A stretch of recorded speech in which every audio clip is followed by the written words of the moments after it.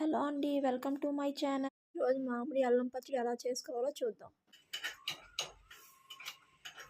ఇవి మామిడి అల్లం. ఇవి ఇలాగా నీట్గా కడిగి కొంచెం తొక్కలు తీసినట్టుగా తీసి తడి ఆరే వరకు ఎండలో ఉంచాలి.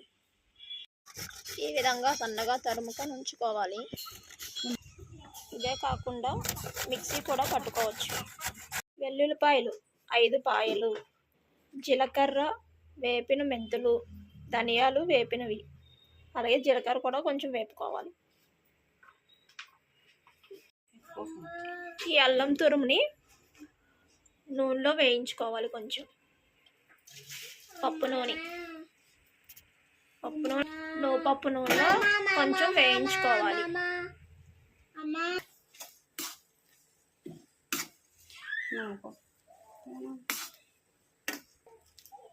ఏ ఆయిల్ అయినా పర్వాలేదు, కానీ పప్పు నూనె అయితే కొంచెం టేస్ట్ బాగుంటుందని మా అత్తయ్య ఇది యూజ్ చేశారు. ఈ విధంగా వేయించి పెట్టుకున్న మామిడి అల్లంలో ఒక గ్లాసుడు కారం వేసుకోవాలి. తర్వాత ముందు మనం వేయించి పెట్టుకున్న ధనియాలు పౌడర్ చేసుకొని ఇలా కలుపుకోవాలి. దీంట్లో వేసుకొని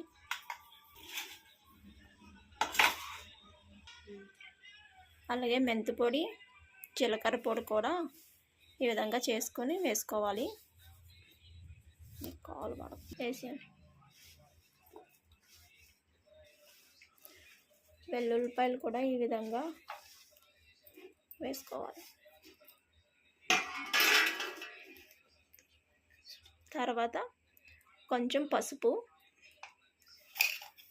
ఉప్పు తగినంత వేసుకోవాలి.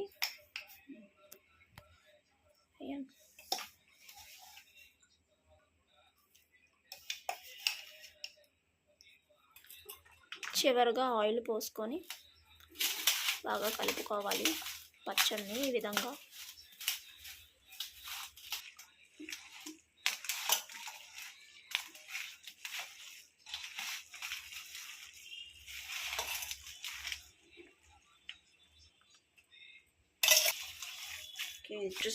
మన అల్లం పచ్చడి రెడీ అయిపోయింది. మామిడి అల్లం రెడీ అయిపోయింది. మన మామిడి అల్లం పచ్చడి. లాస్ట్లో కొంచెం మనం చింతపండు గొజ్జు యాడ్ చేసుకోవాలి టేస్ట్కి. ఇలా చింతపండు గొజ్జుని నూనెలో వేయించుకొని ఫైనల్గా లాస్ట్లో కలిపేసుకుంటే మనం మామిడి అల్లం పచ్చడి రెడీ అయిపోయింది.